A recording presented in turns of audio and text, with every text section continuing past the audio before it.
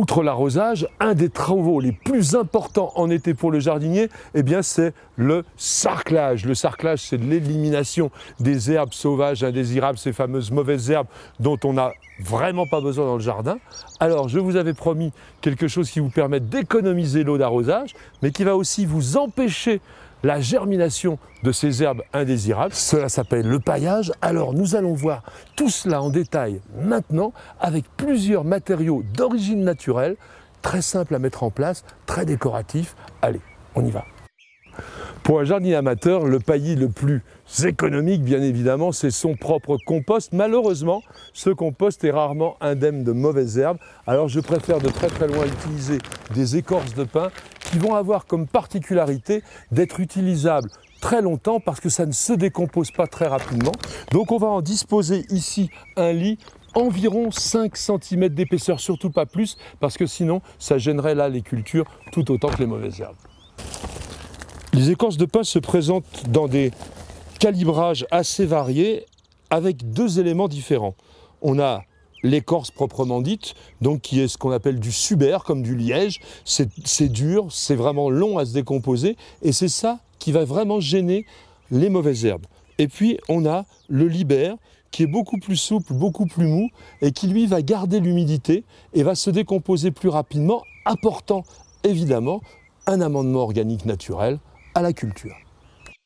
Alors bien sûr, nous allons épandre notre paillis sur un sol bien propre. Je retire les dernières mauvaises herbes que je peux trouver et directement depuis le sac, j'épand. Donc après, on va pouvoir utiliser un râteau simplement pour vraiment répartir nos écorces de pin. Très important, ce matériau est acide. Donc on va l'utiliser essentiellement sur des cultures qui apprécient plutôt un sol un peu acide et principalement les plantes d'ornement. Au potager, on utilisera autre chose.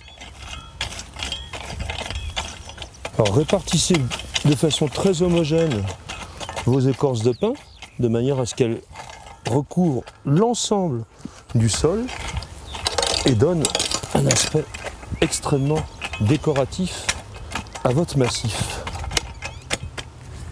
N'hésitez pas à plomber, comme on dit, en langage jardinier, c'est-à-dire donc à tasser avec le dos du râteau ou même éventuellement avec le pied. Comme ça, vous êtes sûr d'avoir un paillis bien régulier.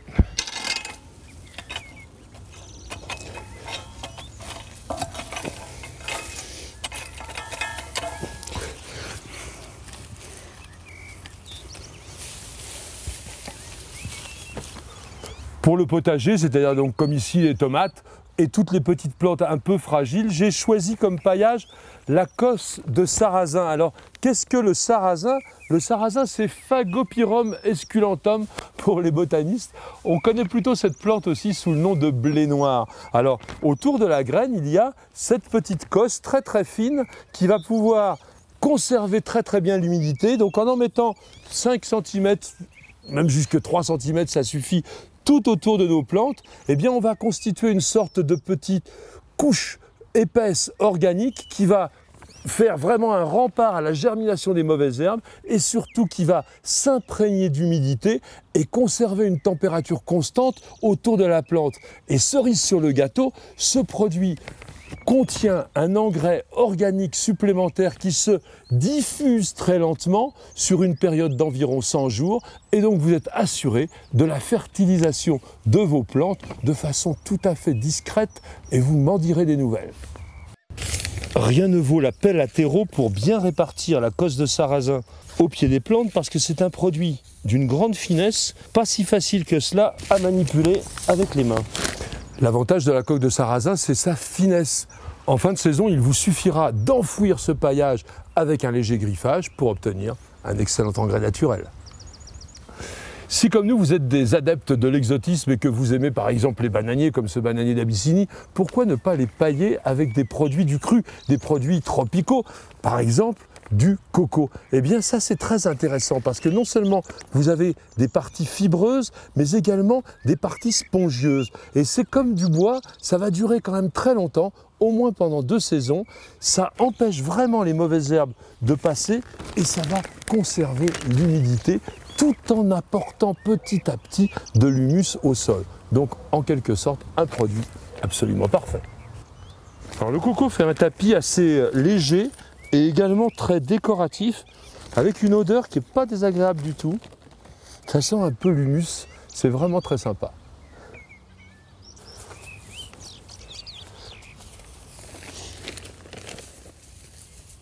Certains paillages ajoutent à leur qualité agronomique une dimension décorative. C'est le cas par exemple de ces plaquettes d'aulne, l'aulne Alnus glutinosa, un arbre de nos régions dont on récolte à la fois le libère et le subère, c'est-à-dire donc l'écorce et ce qu'il y a dessous, pour pouvoir faire un paillis extrêmement agréable au regard avec sa couleur blonde et dont les plaquettes de forme et de dimensions très différentes, dont parfois quelques petites miettes vont se décomposer assez rapidement, mais laisser en permanence des éléments solides qui vont vous permettre pendant au moins 2 saisons d'être tranquille. Voilà donc un bon paillis qui termine notre rubrique d'aujourd'hui, mais il faut le savoir, beaucoup d'autres matières.